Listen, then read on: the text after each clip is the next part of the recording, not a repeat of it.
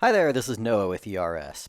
For Tip Tuesday this week, I want to talk about OG meta properties. Now, for my 90s hip hop fans, that OG in this case doesn't stand for Original Gangsta. Sorry. What it stands for is Open Graph meta properties. Now, this is a protocol that was made by Facebook for use on Facebook, but Twitter and LinkedIn also use it.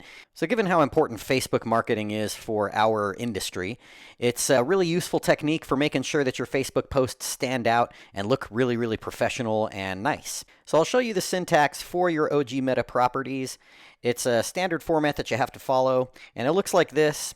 There's a really handy dandy article that kind of explains a little bit more in depth about how you're supposed to use OG meta properties, what the syntax is, and all that sort of thing.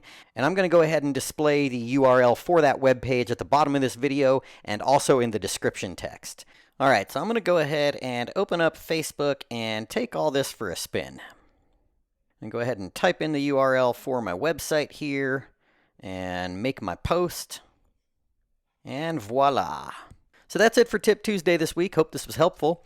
Please do feel free to subscribe to the ERS YouTube channel so you never miss out on any of these tips and tricks. And you can do that by clicking on our logo in the lower right-hand corner of this video.